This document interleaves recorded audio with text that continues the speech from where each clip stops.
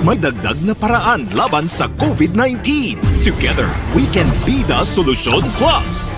Bida Plus sa maayos na daloy ng hangin. Bida Plus sa maikling pisikal na interaksyon. Bida Plus sa pagsuporta sa bakuna.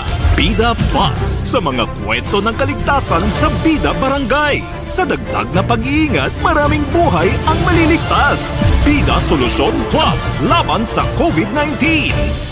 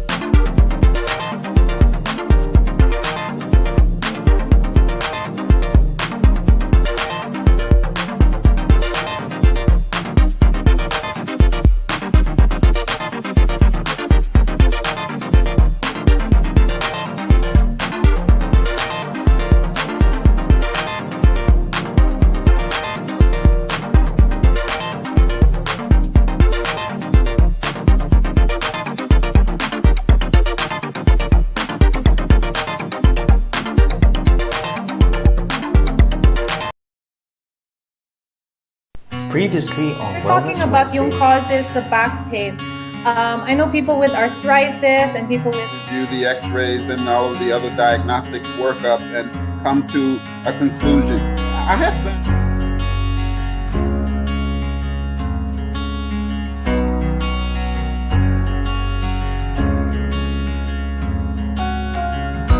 Wellness Wednesdays with Organic.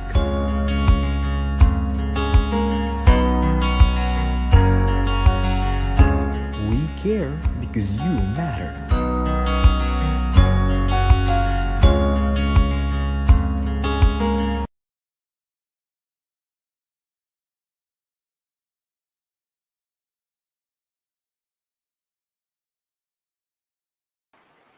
There we go, corrected it.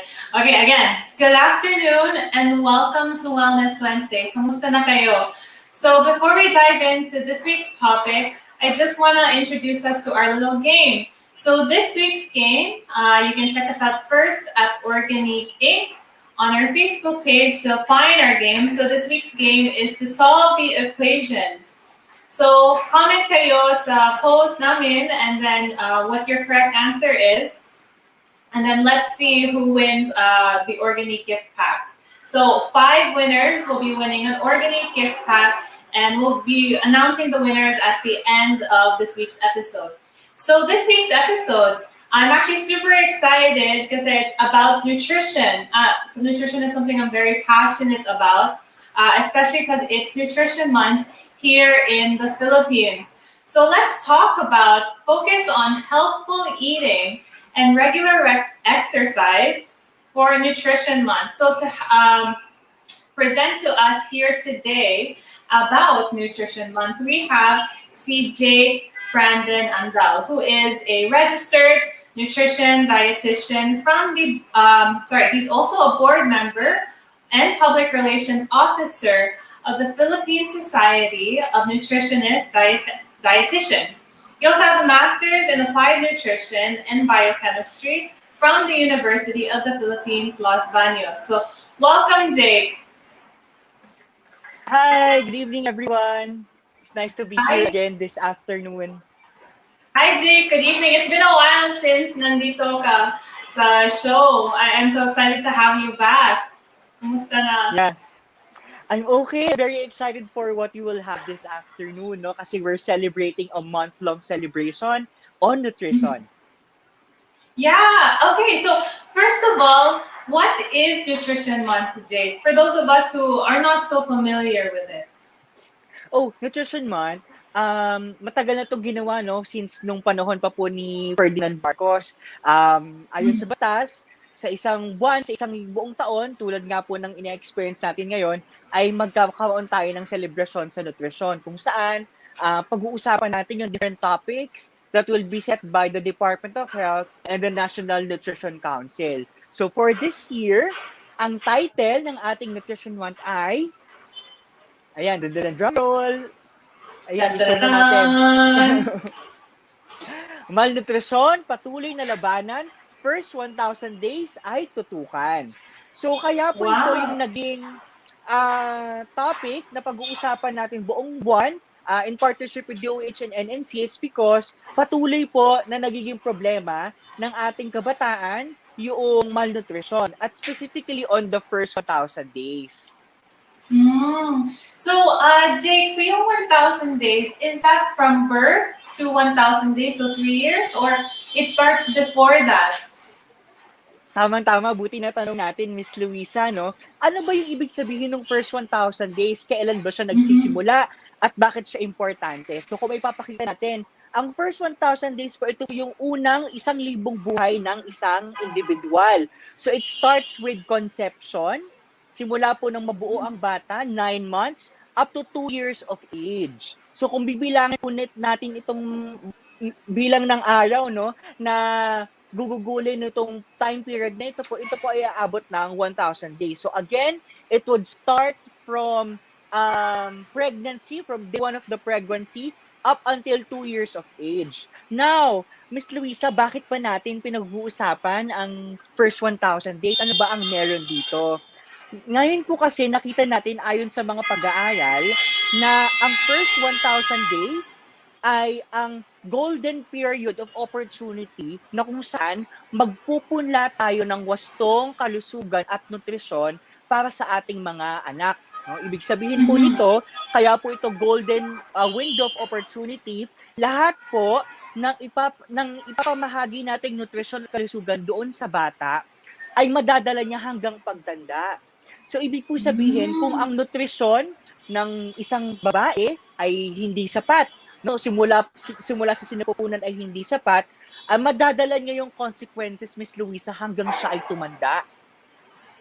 Wow. And I think, for most of us, kasi you said first 1,000 days, no, like when you get pregnant, you don't really know that you're pregnant until how many weeks later, right? So it's very interesting, Jake, that I can think that nutrition ko, like my health right now really depends on the health of my mom. How many years ago, how many decades ago? So sa mga, I don't know, mga like young women out there who are maybe not even expecting, just sexually active, that my possibility of conception, probably have to still think about these things. So siguro pag-usapan natin tamang-tama yung sinabi ni Miss Luisa, no? Ang kanyang antas ng kalusugan, malaking parte doon yung naging kalusugan ng kanyang ina nung siya ay yung siya ay nagdadalang Mhm. tao. Tamang-tama po yun. Ano po mangyayari kung sa 1,000 days po na ito ay nagkaroon tayo ng malnutrition? For the first 270 days, kitang-kita nyo po sa inyong screen, kung ang bata po sa sinapupunan ng nanay ay nagkaroon ng hindi sapat na nutrisyon, magkakaroon po ng tinatawag na intrauterine growth retardation. Ibig sabihin po, yung sanggol sa sinapupunan ay hindi lalaki ng tama sa kanyang height and weight. So ano magiging komplikasyon nito? In the long run, if the child inside the womb is malnourished, the child would have increased risk of cardiovascular disease, obesity, type 2 diabetes, and cancer. So, ibig sabihin talagang nasa, parang ang yung path to a healthy lifestyle talagang nagsisimula sa sinapupunan pa lang, Miss Luisa, no? Oh, so Jake, when we're on this show, we say that yung mga diseases like cardiovascular disease and cancer, we say it's a combination of lifestyle and genetics. But I never knew that we also meant the lifestyle of our moms also affect us. So, does that mean though that if my mom was unhealthy, parang wala na akong chance to be healthy? Like, what does that mean for us, for example? Buti na lang nabanggit mo, Miss Luisa, yun, no? Kasi paano nga, for example, hindi naging maganda yung pagbubuntis or pagdadalang tao ng nanay at kung saan Mhm. pagkapanganak ng bata ay nagkaroon nga ng ilang sintomas ng malnutrition, pwedeng mababa yung kanyang timbang, yung kanyang yung timbang bago siya nung siya ipinanganak. So, talagang alalahanan natin na meron pa namang nalalabing mga araw doon sa 1,000 days, no? Kung papakita ulit natin yung consequences of malnutrition, makikita natin na pagkatapos maipanganak yung bata, magsisimula pa rin dapat yung pagbibigay ng wastong nutrisyon. So, supportahan natin yung naging nutrition ni baby sa sinapupunan. So, dito po papasok yung wastong pagpapasuso or breastfeeding hanggang eksklusibo hanggang 6 months of age, hanggang sa ipagpatuloy po to from 2 years and beyond. Tapos, meron din po tayong tinatawag na complementary feeding, na kung saan magbibigay po tayo ng mga solid foods simula 6 months, no, para ma-complement natin or maibigay natin yung mga nutrients na maaaring maging kulang na at 6 months of age sa breastfeeding. So, makikita ulit din natin, Miss Luisa, no, actually, alam mo po ba, minsan madidetermine din natin na baka kaya tayo may eczema, baka kaya tayo may allergic rhinitis, baka tayo may increased risk for diabetes and other diseases is because we are not properly breastfed or hindi tayo nabigyan ng maayos na complementary feeding. Because again, the changes that we induce in the first 1,000 days of life, it's irreversible. So, kung hindi naging maganda hanggang sa complementary feeding and breastfeeding, dadagdag yung mga magiging risks nung bata at pwede niya itong madala hanggang siya ay tumanda. Well, that's interesting, Jake, because I don't think it's very common, especially with the working moms ngayon na, they're breastfeeding until 2 years old or hindi na sila mahilig ng breastfeed because they are using powder milk, or sometimes I see moms give cow's milk or tubig. So what can we do about that, Jake, considering you just said, these things happen? So, ang maganda po dito, unang-una talagang dapat pinagpaplanuhan ang pagbubuntis, no? Para ma-prepare natin yung katawan ng nanay sa pagdadalang tao. So, kung kayo ay nagpaplanong magkaroon ng anak, dapat lamang po na mga 1 to 2 months prior to your planned pregnancy, nagsa-supplement na po tayo with your prenatal vitamins such as your folic acid and vitamin B12 and iron. Ngayon, pag nasigurado po natin na tama na yung folate status at makakapag-induce na tayo ng pregnancy, susuportahan pa rin natin with proper nutrition, proper intake of protein, proper intake of fats and carbohydrates hanggang sa lumabas po yung bata. Kung kayo po ay nalilito or natatakot kung hindi nyo po ma-determine kung tama po ba or wasto ang binibigay ng nutrisyon para sa inyong mga anak, pwede po kayong kumonsulta sa inyong OB-GYN, mga pediatrician, at sigit sa lahat, mga nutritionist dietitian, upang maplano natin ano po ba yung tamang nutrisyon nyo habang nagbubuntis, pagkapanganak, habang nagpapasuso, at para naman sa inyong mga anak, 6 months hanggang 1 year into 2 years and beyond.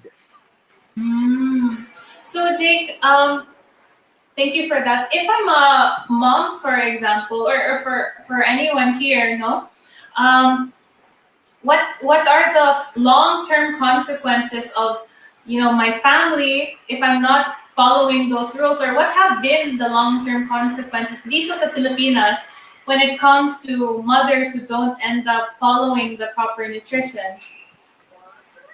So, buti na banggit natin, Miss Luisa, no? Kasi meron tayong concept sa nutrition na tinatawag na intergenerational malnutrition. So, ibig sabihin po nito, if the mother is malnourished, most likely she will bear a malnourished child.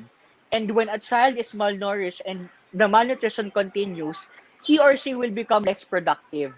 Na kasi impaired yung kanyang cognitive skills, hindi siya magkakaroon ng magandang opportunity sa pag-learn kasi impaired nga po ang kanyang cognitive skills. So most probably, dito tumataas yung dropout rates or mabababang grades or na hindi nahihirapan yung batang magkaroon ng opportunity sa kanya. And because of this, yung batang yon na once lumaki, na may hindi magandang oportunidad sa buhay, maaring makapagpanganak ulit ng mga anak na malnourished. So, nagiging cycle yung malnutrition. So, this is the reason why the goal of public health is to break the intergenerational cycle of malnutrition. So, siguro, dahil pag-usapan din natin yung generations, no? Tingnan naman natin, ano ba yung trend in terms of prevalence ng malnutrition sa ating mga bata, no? Nagkakaroon po ba ng improvement since 2003 at ngayon more than 2 decades na? Nagkaroon po ba ng pagbabago? If you can see here based on the report of the the Food and Nutrition Research Institute, meron naman nagkakaroon ng little changes, no? But hindi pa rin siya significant.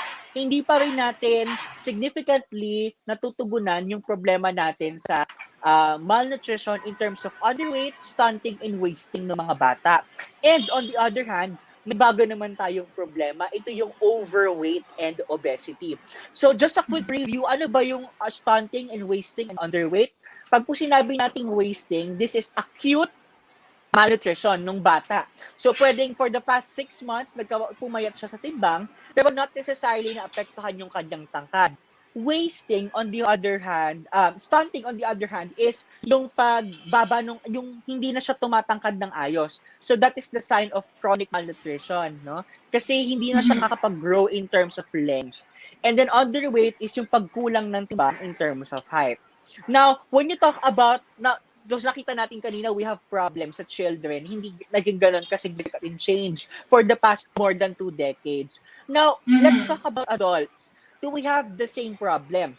Do we see the same problem when you talk about adults? No? Kamusta yung kalusugan at nutrisyon ng ating mga adults? Tingnan natin yung rate. Sa next slide, makikita natin na in terms of adults, merong napakataas na increase ng prevalence of overweight and obesity. If you could see, from 1993 to 2018, from 16%, now we are at 37%. So this is more than 100% increase, no, for the past almost 2 decades, more than 2 decades. And in terms of chronic energy deficiency, yung kakulangan sa pagkonsumo ng enerhiya, nakikita natin na bumababa naman yung problema in terms sa ating mga adults. But the problem here is obesity. So what I want to emphasize in the past 2 slides is we have both problems, no? Both the continuing problem of undernutrition and now the emerging problem of overnutrition or obesity. So this is what we call in nutrition the double burden of malnutrition. Kasi we have in the Philippines we have both problems, and this is something that we observe not just in the Philippines but also in the developing countries, no? Yung ating mga neighbors. Can you explain, Jake, bakit may dalawang problema that are completely opposite? What causes that to happen? dito sa developing countries. Kasi you know what, if I'm thinking about it, it doesn't sound like sa adult side may lack of food, pero it sounds like sa children's may lack of food. So I'm trying to understand bakit may dalawang problema. Dito natin matitingnan pa yung tinatawag natin sa public health na nutrition transition, na kung saan nagkakaroon tayo ng pag-transition from our healthy indigenous diets to a more processed food, no? Or yung ating mga foods less in vitamins, minerals, antioxidants, and fiber. The problem is, in the developing countries, sporadic din ang economic growth, no? So, ibig sabihin, along with the sporadic growth of economic growth na experience natin along with our neighbors, nakikita din natin yung pagpasok ng Western diets and Western products at pag-infiltrate niya sa ating food ecosystem. So, this is the reason why tayong mga Pilipino, physiologically, we evolved to eat fruits, vegetables because we are in a tropical country, no? We are we evolved to consume fish, minimal red meats, no? But because of the problem of the infiltration na po of the Western products, no, Western diets, bigla lang hindi tayo sanay. So we're not used to metabolize those kinds of food. Thus, we induce obesity. And this is very alarming because, for example, if our obesity rates continues to increase, we will also see an increase in lifestyle-related diseases such as what you mentioned earlier, Ms. Luisa. Ito yung mga diabetes, cancer, hypertension, at iba pa. So that makes sense, Jake, kasi you know everyone they're eating fast food nowadays. I am sure like you know ang daming fast food restaurants now compared to say 30 years ago, or same with the canned foods or processed meats.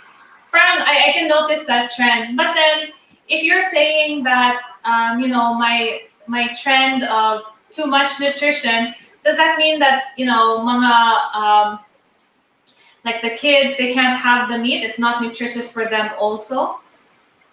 Yes, tama yun. Talagang for children, actually, if you look at statistics, no, obesity and overweight for our children is also an emerging problem. Now, this is very ironic because, di ba, in the Philippines, as a developing country, what we face stereotypically is malnutrition in terms of underweight and stunting and wasting. But now, since we see a change in our diets to a more processed diet, no, or in diet low in fiber, antioxidants, vitamins, and minerals, our children also are becoming more prone to gain weight. And what's sad is, along with two problems, there is also one emerging problem, one continuing problem. This is the third type of malnutrition, and this is micronutrient deficiency. If you could see the slide, no? In the Philippines, it has always been a problem that our children are vitamin A deficient.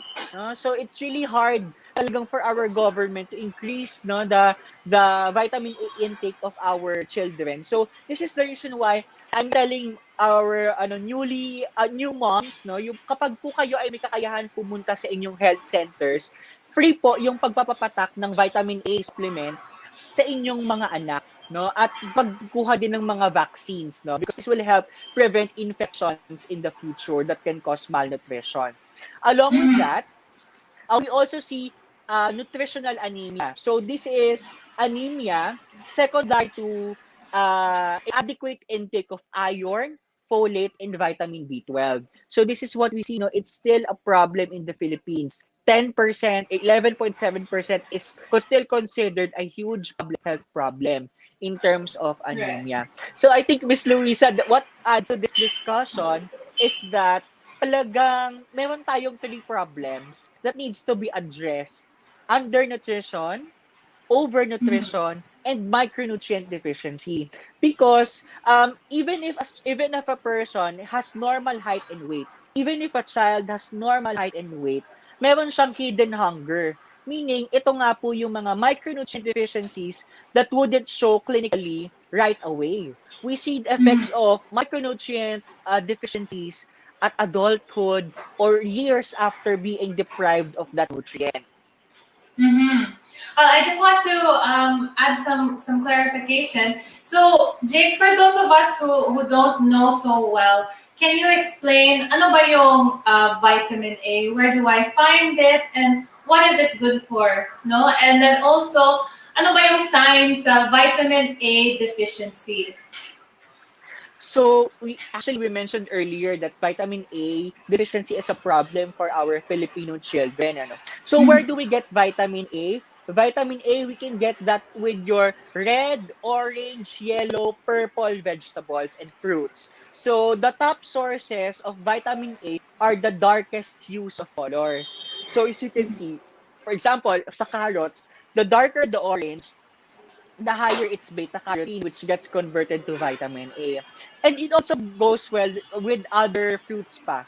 Like for example, mangoes, ganyan. The more yellow it is, the more vitamin A it has. But one of the most potent sources of vitamin A is berries, no? Because berries have the deepest hues, talagang very dark yung kanyang colors. And these colors can be converted to vitamin A, which can function as an antioxidant or as a nutrient that is needed for growth. Okay. And then so, Jake, how do I know kung, yung anak ko, they have vitamin A deficiency or someone I know or myself, may vitamin A deficiency ako and I should be eating more of those fruits and vegetables? Yes, actually talagang we can really suggest for our children who are deficient to consume vitamin A rich foods. Be it ito po yung mga fresh nating products like your fresh fruits, fresh berries, fresh vegetables, but we can also explore other products as well. No, kasi meron tayong mga fruit concentrates and fruit berry concentrates that are very rich in vitamin A, and these are also very good sources, if not better kasi more concentrated. And also, what's good about this is it's very versatile. You could mix it in in numerous recipes, no, in which you can use para ma-fortify yung vitamin A. Mm-hmm. Yeah, and I think, Jake, a lot of people, they've heard that yung vitamin A is really just for the eyes, but if I'm not blind, it doesn't mean wala, my vitamin A is okay. So what are the other ways na I know that I need vitamin A, na kulang yung vitamin A ko? Mm-mm. So when you have deficient vitamin A, siguro the most common sign, I think we had a lecture about this last year, no? Last year. The first signs is night blindness and drying of the skin. So if you experience, for example, at 6 p.m., medyo lumalabo yung paningin, and then also meron kang continuing drying of skin, even if you're applying moisturizer, these are all signs of vitamin A deficiency. So what you can consider is supplements. No, you could consider supplements, but the problem is if the supplements dosing is very high, it's very harmful for the liver. So we could explore other supplements, no, like yung mga fruit concentrates that are also high in vitamin A. And since we're talking about the children, tingnan naman natin, are adults also at risk of micronutrient deficiency? No? Tingnan nga natin if indeed our adults are also at risk. So as you can see, based on the study, also by the Food and Nutrition Research Institute, nakakalungkot, Miss Luisa, because our Filipino adults have very high nutrient inadequacy. In fact, in almost all nutrients studied, from iron, from folate, from B-complex vitamins, from vitamin C, from vitamin A, talagang may pagkukulang sa pagkonsumo yung ating mga adult Filipinos. So what we need to emphasize is to go back to our indigenous diets that are high in fiber, antioxidants, vitamins, and minerals, and minimally processed. And to prevent further signs of deficiency, this is where we could explore supplementation. Because we need to emphasize that if a person is malnourished, he or she will be more at more risk of acquiring severe manifestations of COVID. If we could see the slide, nakikita natin, Miss Luisa, the risks for COVID is like a weighing scale. So for example, on this weighing scale, nakikita natin na mas madaming factors ang nakakapagpadulot ng imbalance. These are your unhealthy lifestyle, poor exercise, unhealthy diets, diets very low in fiber, very low in nutrients. We see promotion of disease progression such as COVID-19. In fact, some studies are suggesting that dietary inadequacy is one of the comorbidities that renders an individual at risk for severe manifestations of COVID-19. Mm-hmm. Well, Jake, how does nutrition help to fight against COVID-19 then? Because you said it's a deficiency. If I have a deficiency, parang comorbidity siya. So how does having good nutrition help fight against COVID-19 or mga ibang diseases? So, very good question. Um, the reason why some patients exhibit severe symptoms of COVID-19 is because they have this what you call cytokine storms. As you can see in that red arrow, when you see increases in the concentrations of those biochemical markers, you are in an oxidative state, of inflammatory state. So there is a war in your biochemistry sa inyong katawan. So when there is increased numbers of these concentrations, you have oxidation. As you can see on the next slide, oxidation, secondary to inflammation or disease, no, can damage your cells.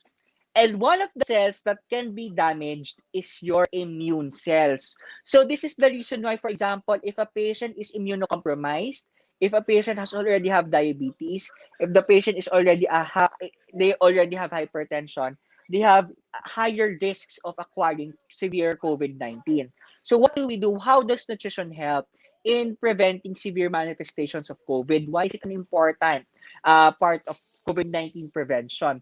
As you can see here, no, your nutraceuticals, your extracts or the components, active components of your food, specifically antioxidants, will prevent the damage that your cells can incur secondary to oxidation or your free radicals. So this acts as our shield so that our cells can keep healthy. And in fact, we see a huge increase in number in immune cells if we have constant intakes of antioxidants from fruits and vegetables. So this is the reason why nowadays we really need to emphasize the intake of fruits and vegetables because these are the top sources of antioxidants in our diet. You can't get it anywhere. You can't get antioxidants from meat. You can get antioxidants from white rice. The best source po talaga is fruits and vegetables. Mm-hmm. And I think that's the problem, Jake, kasi ano yung typical meal sa Philippines? It's usually meat and then rice, no? Ulam and kanin.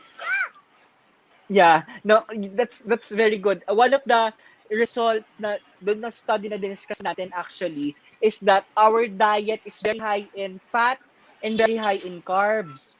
Meaning, ang Mm-hmm. itsura po ng ating plate ay kanin, fried pork, and too much oil. So nawawala yung fiber and antioxidants from fruits and vegetables. Mm-hmm. But then, Jake, what do you have to say about, like something I always hear is you have to eat meat. Meat will help you be strong. It's healthy for you. Parang, my thinking dito sa Pilipinas that meat will make you healthy. Actually, meat naman po talaga, protein, is very helpful for our bodies. In fact, if a patient has inadequate protein intake, this can entail in compromised immunity because immune cells are also synthesized from protein. But what we need to emphasize is that sometimes our diets promote more consumption of protein and less consumption of fruits and vegetables. So again, what are the other sources pa? How can we incorporate, how do we make sure that we have constant antioxidant intake for our bodies? This is where berries would come in talaga, no? Because berries are one of the top sources in our diet. Actually, in one of the researches that I'm doing now, nakikita natin na berries, because it is highly antioxidative, can also prevent diabetes, can also prevent deposition of fat in your fat cells, and can modulate your satiety hormones. Because sometimes what happens is if you are obese, your satiety hormones or the hormones that will be secreted by your brain to tell you that, uy, tama na yung pagkain, medyo sumusobra na. Sometimes nawawalan siya ng effect. So this is where antioxidants can also come in to turn on yung mga satiety hormone mechanisms natin so that they will be in place to prevent overconsumption.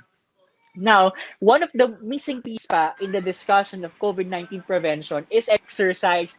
Miss Luisa, nakakalungkot no pag tayo naka-work from home, nakaupo na lang tayo buong araw and it's very alarming. Ganun din po ba tayo, Miss Luisa? Yeah, sorry, the technical audio cut off here. But yeah, I can definitely feel that.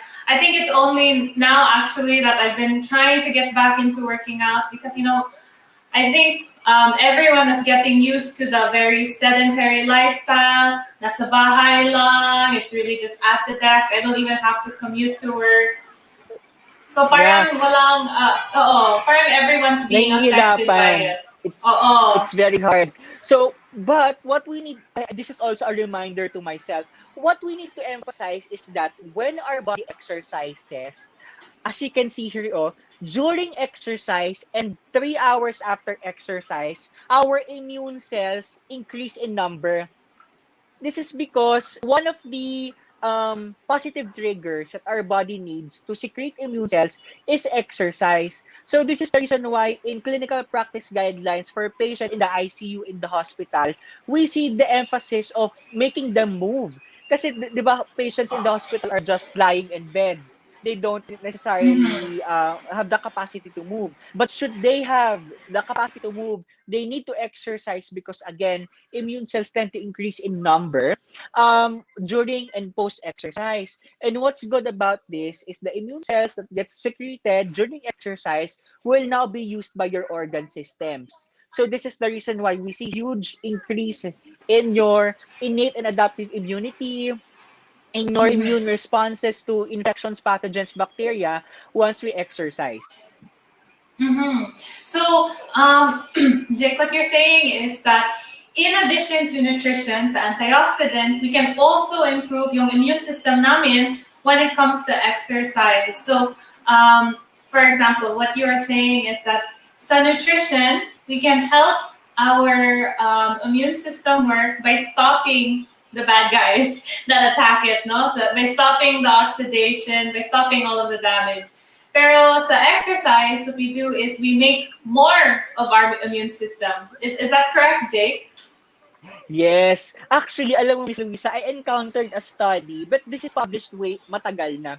They are trying to look into the biochemical mechanisms on how vaccines can be great, how the efficacy of vaccines can be helped through exercise. Kasi nga, immune cells get secreted, no? Gets increased when we exercise. So, parang they trying to elucidate mechanisms on how, for example, if a patient would exercise once they receive vaccines, paano na mas napapalawig yung epekto ng vaccines din. Because again, exercise really improves the immune system. The most basic recommendation that I can tell, you don't need to go to gym. You don't need to buy the gym equipments, expensive dumbbells, expensive treadmills, ganyan. Even if you're sitting during work, 1 to 2 minutes of exercise every hour can yield like 18 to 20 minutes of exercise per day times 7 days. That can greatly improve your number of minutes of exercise per week. The recommendation is 150. So talagang it's very easy. Ang ginagawa ko when I'm working, when I'm writing my thesis, when I'm consulting patients, in between patients or in between study breaks, every hour I stand for 1 minute, for 2 minutes I do squats, I do jumping jacks just to keep my blood circulation going, because again, sitting for more than 1 hour is as worse as smoking. So yun. Yeah, I've heard also in one of our episodes that sitting is the new smoking. People were saying that dapat like you, Jake, that when we are sitting down for a long time, we have to get up, walk around, or do jumping jacks or things like that. So so if that's the case, Jake, we know that exercise is very impacted sa pandemic, Kasi I know people are very sedentary, work from home lifestyle. How about nutrition? May effect ba ang pandemic sa nutrition? Actually, yes, sadly po, no. The pandemic has really worsened our economy. So if you can see here, based on the report by SWS, more than greater than 20% of Filipinos in the study experiences hunger in each day.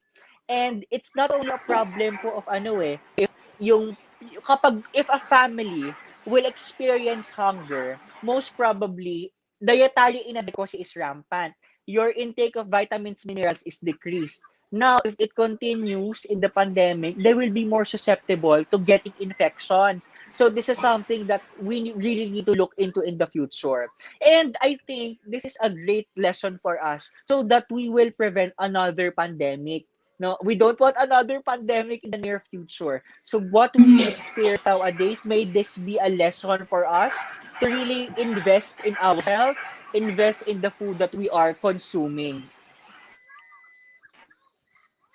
Kasi I know some people na they came in contact with a COVID positive person, pero wala silang COVID because they have a healthy immune system. They have proper diet, proper exercise.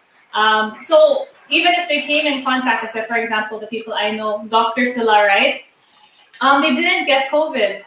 Whereas people who, they don't have the healthiest lifestyle, they get sick very easily. It's talagang very important. I hope, Mas Luisa, last lecture natin to, in the next 5 years na wala ng pandemic. Ayoko na magkawan pa ulit. Hindi na ata natin kaya mentally na magkawan pa tayo ng isa pang pandemic, no? Kasi it really affects not just our physical health but our mental health as well. But I'm very grateful for organic because these discussions would really be helpful to our patients to prevent them from acquiring diseases in the future. So talagang in medicine, di ba, the goal naman talaga is prevention rather than cure. I think we can always say that prevention is more effective than cure and always cheaper than cure. Kasi how much is eating vegetables versus being hospitalized, like on dialysis or something like that? Yes, tama.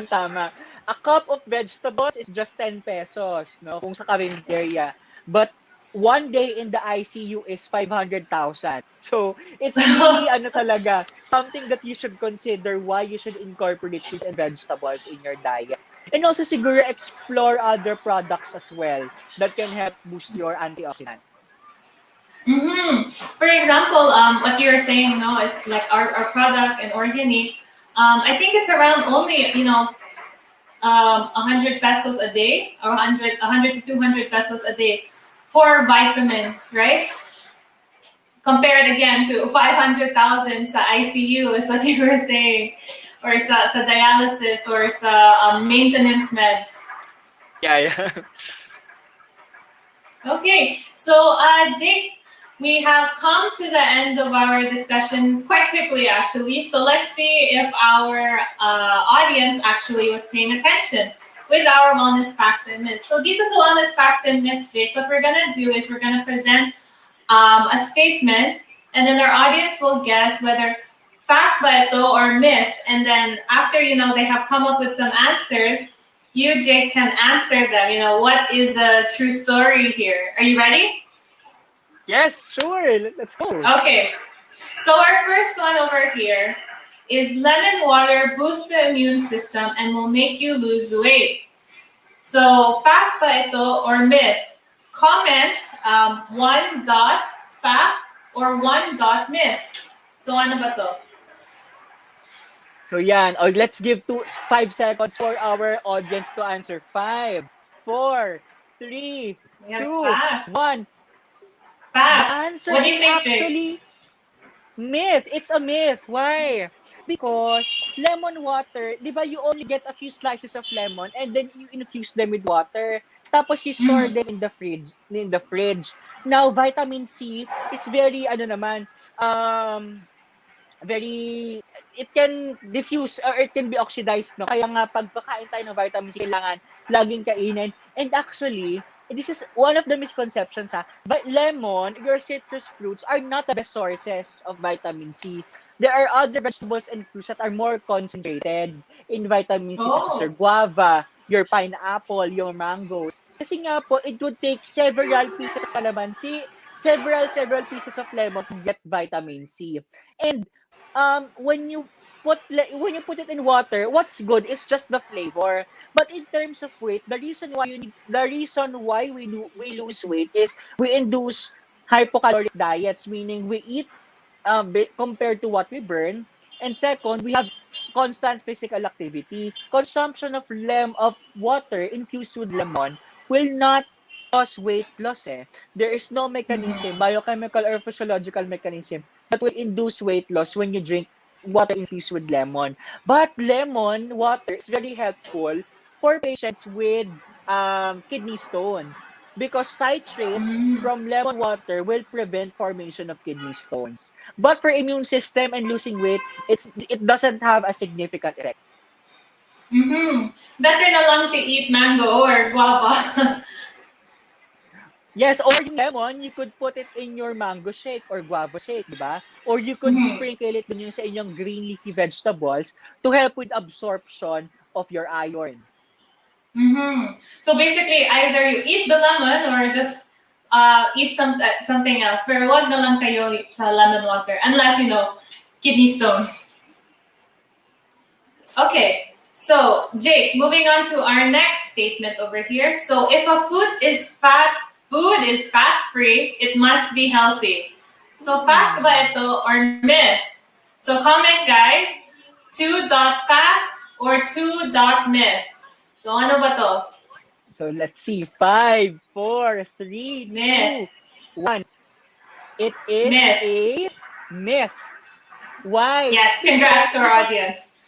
If it is fat-free, it can be replaced with sugars. And sugars is also bad in our body if we consume it too much. It's actually inflammatory as well.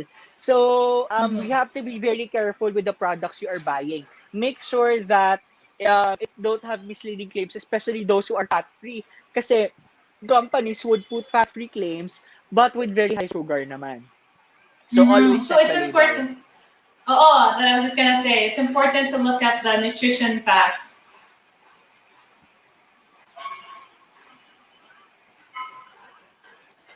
Okay, so the next one is children need vitamins to gain weight. So is this a fact or a myth? Okay, so comment 3.fact or 3.myth. So what do you think, Jake? You think you're gonna get this right?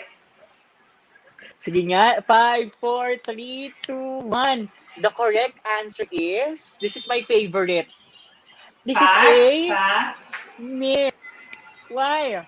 Because if you want your child to gain weight, what you need to provide is adequate calories, adequate protein to help the body produce muscles, no, and to store fat cells.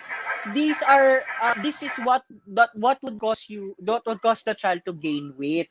Ito po kasing misconception. Some mommies, especially on my patients, no, underweight pediatric patients, some mommies would have underweight kids, pero sasabihin nila, I give vitamins naman, pero they're still underweight. The reason is because what you need to focus on is how to provide energy and protein. Secondary lang yung vitamins. Because when we talk about weight management for pediatric patients and catching up growth, it's really energy and protein that we need to focus on. So just to clarify, Jake, yung energy, you mean calories, right? Not so much vitamins or electrolytes or whatever you hear. You mean calories. You need calories and protein. But for example, in some chronic or acute malnourished children, they would need vitamins because they have a nutrient deficiency, no? So not because they need to gain weight. So when we give vitamins to children, what we treat there is nutrient deficiency, not weight management. Okay, so iba na yung issue that you're trying to treat there. Yes. So the weight management, not vitamins, but yung calories and protein. And then sa nutrient deficiency, that's where it comes to vitamins. Yes. Okay, so fourth one is eating vegetables will improve your health. Ayan, we have been talking about vegetables for so much of this episode. So let's see what they comment. So comment 4.fact or 4.myth. What do you guys think? Siyempre, it's a fact. Talaga pong fact. Kasi po, nakatulad ng sinabi natin kanina, ang vegetables and fruits are the top sources of antioxidants in our diet. And these antioxidants play a very huge role in preventing diseases. Okay, so I'm glad our audience was listening to that one. So number 5, our last one over here, Jake, is we get vitamin D from the sun. So fact ba ito or myth? Comment. This is also my favorite. You have lots of favorites. Comment 5.fact or 5.myth. So fact. So the correct answer is, it is a, nagugulat kayo, nag-iintay ako ng may tamang sagot. It is a Drum roll. Tan, tan, tan, tan, tan. It is a myth. Vitamin D is, we get inactive vitamin D from food and from the cholesterol in our skin. Now, when our skin gets in contact with sunlight, yung skin po natin, may mako-convert doon na vitamin D. So, the sunlight will convert vitamin D to its active form, but it will not give you vitamin D. This is the reason why, even if you get adequate sunlight, but you're not eating correct amounts of protein, you're not eating dairy or plant-based dairy or yung mga almond milk, oat milk fortified with vitamin D, you're not eating fruits and vegetables, you will still get vitamin D deficiency because you don't have the inactive form from food. And actually, what's good nowadays is in food technology, we already have a way in which we fortify our food with vitamin D already, in its active form. Actually, in almost all of the milk that you will get in the market, be it vegan, vegetarian milk, or the dairy milk, ang meron po sila is yung active form na ng vitamin D. Kasi di ba sometimes it's an issue for us, impossible for call center agents to get vitamin D kasi they don't have sunlight, they work in the night shift. So what they can consider is getting active vitamin D from food sources. But again, you don't get vitamin D from the sun, rather the sun converts inactive vitamin D to its active form. So Jake, let me just try to visualize it. Parang ano siya, it's like the sun sounds like money and then the vitamin D is food I can buy with that money. Pero kung there's no restaurants around me, there's no there's no inactive vitamin D in my body, I can't really do anything with that money until my restaurants, I get to somewhere with restaurants. Is that correct, Jake? Yes, tama po yun. So ngayon, also, ganda ko lang, Miss Luisa, women, ako nakita natin in very recent study published by FNR, women in the Philippines are vitamin D deficient. So it's very alarming. So for women, consider trying to incorporate milk, be it your vegan milk or your dairy milk, because nowadays almost all milks are fortified with active vitamin D. And this is milk that I buy from the store. Hindi naman yung milk that I milk myself or I make myself. Is that correct, Jake? Ano po yun? Sorry. This is milk that I buy from the store, but not yung milk that I milk from the cow or milk that I make yung almond milk or soy milk by myself at home. Usually yung mga nasa store na, yung mga almond milk, oat milk sa stores, sa supermarkets, yung dairy milks, ayan, all of them are fortified with active vitamin D. Because we see vitamin D deficiency in tropical countries na kasi di ba we're afraid of the sun because of our skin. Di ba it damages our skin? So we put sunscreen, we stay in the shade. So yun. Oh, okay. So it's not to say that just because super sunny yung Philippines that we have enough vitamin D. Okay, Jake, so I think we've reached the end of our discussion here. Now, do you have any last words that, takeaways or things you want to say to our audience with regards to Nutrition Month? The basic, I think, Miss Luisa, to sum it all up, nutrition is an investment. It's not, think of it as investing in the stock market or in your businesses.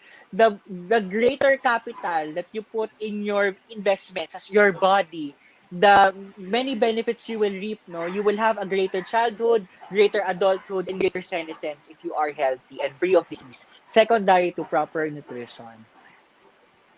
Thank you, Jake. I think that was a very wonderful insight. It's a very good way to sum everything up also. So thank you for discussing with us about nutrition and its effect on both of our immune system and, especially COVID, right? And our development. So I know it was a lot to talk about, ang daming information, but you didn't make it feel like an information overload. So thank you for joining us again, Jake, and I hope to see you again soon. Ingat. Okay, so I hope you guys took a lot from this. So what are your takeaways?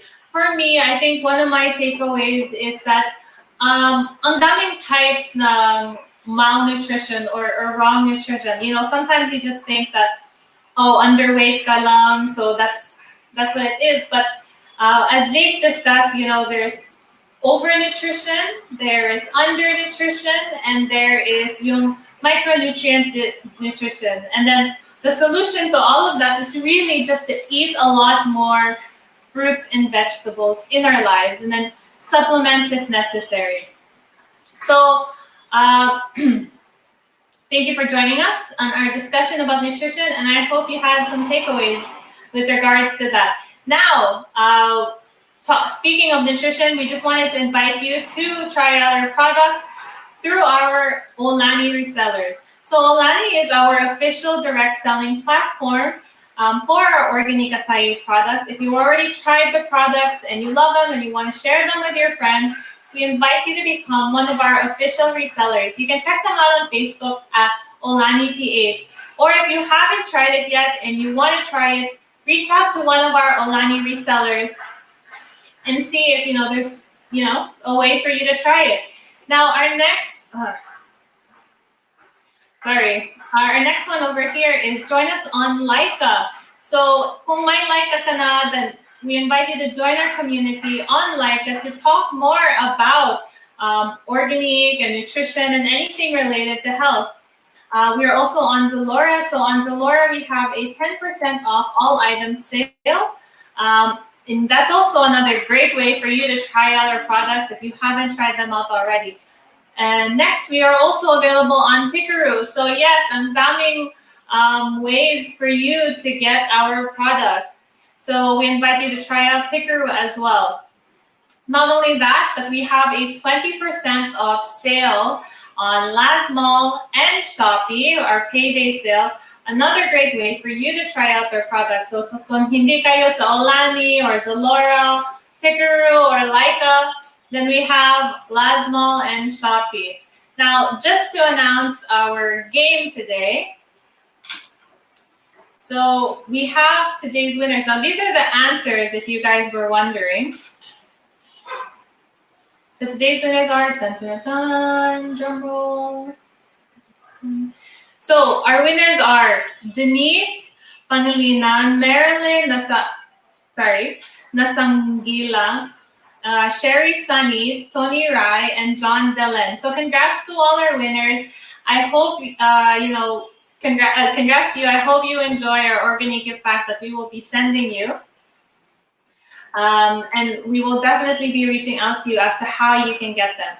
So if you want to find out some more about our products, we also invite you to check out our website, www.organic.com.ph. If you have any questions or inquiries, we also have our social medias and our phone numbers, our customer service hotlines below. So again, our website, www.organic.com.ph. We are also available on other platforms such as Lazada and Shopee, Beauty Manila, whatever, you name it.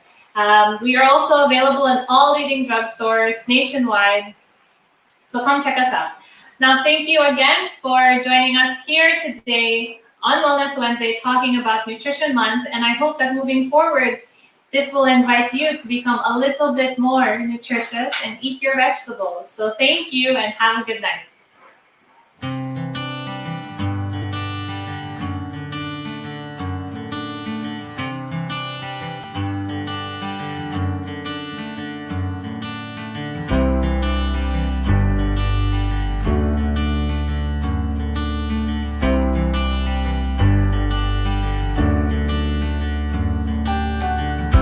Wellness Wednesdays with Organic.